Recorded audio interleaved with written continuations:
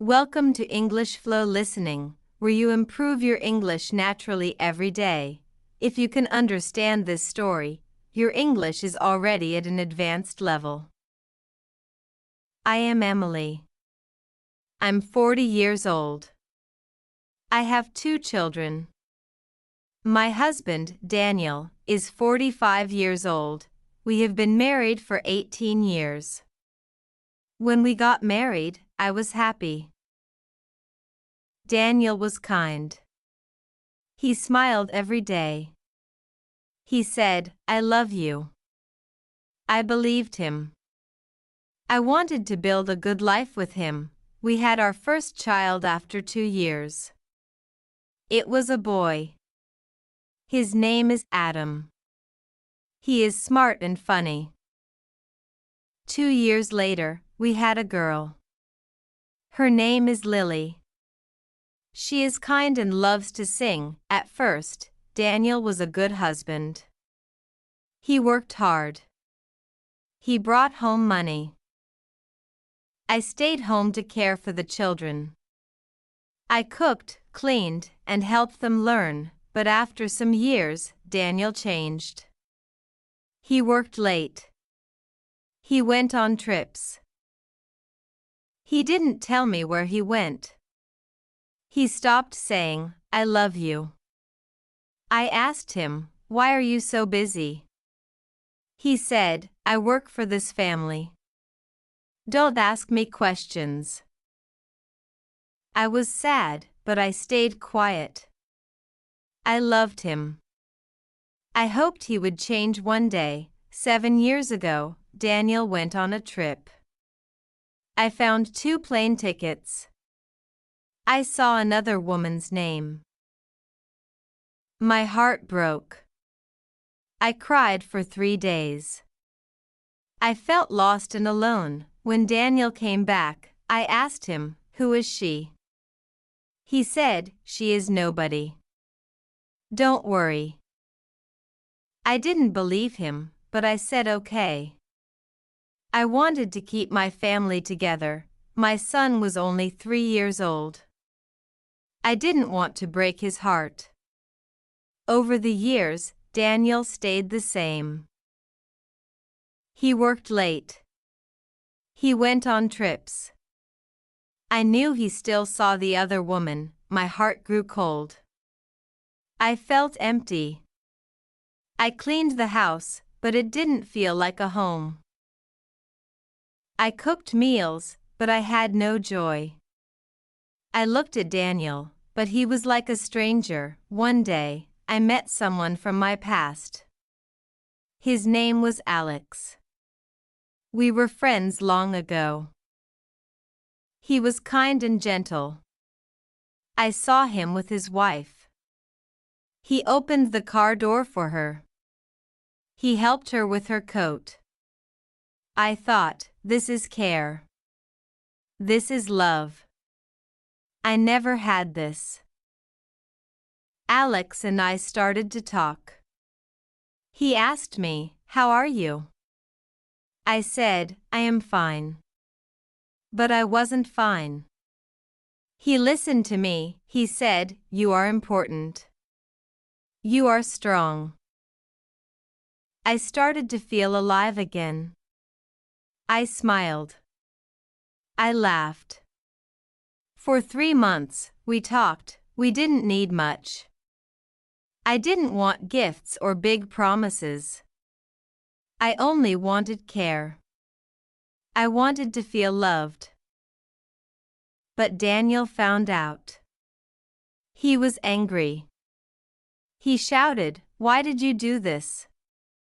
I said, "Because I needed love." We had long talks. Daniel cried. He said, "I love you. Please don't leave." I asked him, "Why now? Why after 18 years?" He said, "I didn't know you were hurting." One night, I got very sick. I went to the hospital. Daniel stayed with me. He held my hand. He said, "Don't leave me. I love you." For the second time in 18 years, I heard those words. I love you. Now Daniel is at home. He sleeps next to me. But I know the other woman is still waiting for him. I don't know what will happen. My heart is tired. I want to believe Daniel, but it is hard. I try to smile for my children. I try to be strong. I know I am not perfect. I made mistakes, but I only wanted to feel loved. I don't know what the future holds, I only hope for peace. After everything that happened, I began to think deeply about my life. I spent many nights awake, staring at the ceiling. My mind was full of questions. Should I stay? Should I leave? What is best for my children? What is best for me? Daniel tried to be better.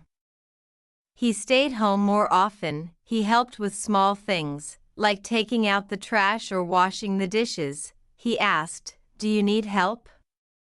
These were small changes, but I noticed them. Still, my heart was not the same. I felt like I was living with a stranger. When I looked at Daniel, I didn't see the man I married. I saw a man who broke my trust. One evening, I sat with my children. Adam and Lily, we were eating dinner. They were laughing and telling stories about school. I looked at them and thought, they are so happy. They don't know the pain in my heart. After dinner, I asked Adam, "Do you think Daddy and I are happy?" Adam looked surprised. He said, "I don't know, Mom. You are always kind to each other, but sometimes I feel like you are sad." Lily, who was younger, said, "Mom, I just want us to stay together. I don't want anything to change."